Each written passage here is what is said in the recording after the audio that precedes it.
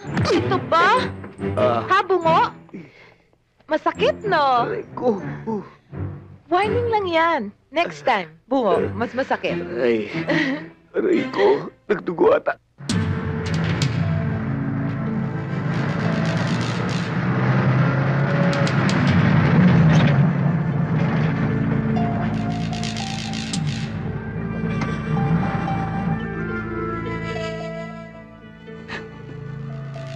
Nakikiramay kaming lahat sa hindi inaasang pagkamatay ni Ka Victor. Malaking kawalan siya sa kilusan.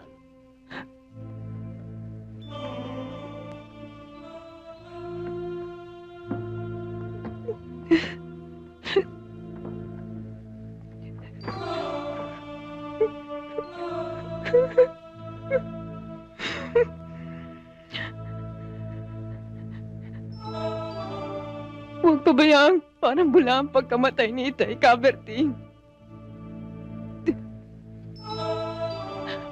Paano natunto ng kuta? At anong grupong nakasagupa? Grupo ng mga bungo sa pamumuno ni Captain Bobby Ortega. Nangyari yun dahil sa paghuhudas ng isa sa ating mga kasamahan.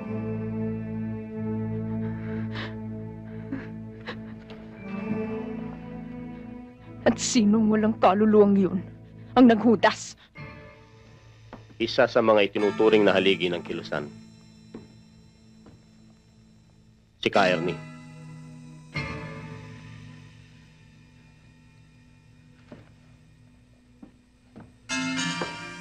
Marisa, si Caroli, at si Kause. Kami ni Kause, ang naatasan, bumura sa pangalan ni Kaernie sa tala ng mga buhay sa kilusan.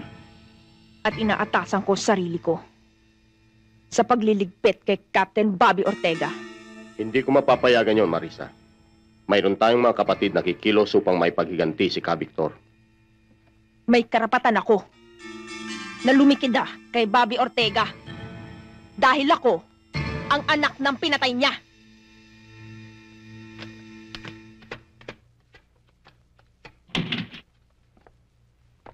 Attention! Sir! Sir! Salamat. Ano ba pinagagawa niyo habang nasa ospital ako? Wala bang aksyon? Wala nga, sir. Wala, sir. Namimiss Wala nga, na nga namin, sir, eh. At medyo monotonous ang takbo ng buhay dahil wala kayo.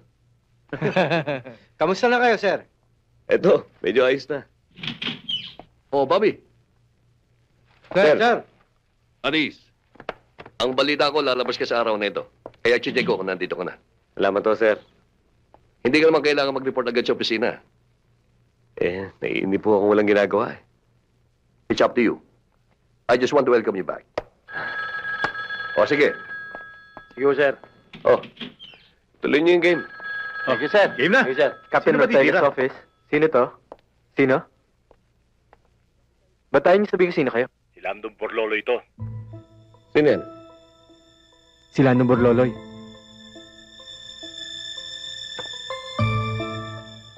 Hello? Captain Ortega to. Marunong talagang kapwa ako, demonyo. Oo.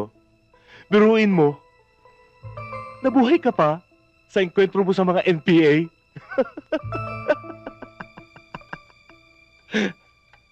Bungo, talagang alam kong nire-reserva ka pa rin para sa akin. Kaya talasan mo mga mata't tainga mo. Dahil anumang oras, itotodasin kita na hindi mo namamalayan. Hoy, andong Borloloy. Manhid na ako sa ganyang pananakot. Marami nagmuha sa akin ng ganyan. At lahat sila nakadikit na ngayon sa lupa at nasa impyerno na ngayon. Kaya kung talaga matapang ka, tumatad ka sa harap ko. Sir, halos araw-araw tumatawag dito yun, eh. Kanayin na natin, sir. Ano ba, matapang ba talaga yan? Oo, talaga lang sira ulo. Diretso na tayong hinahamon, eh.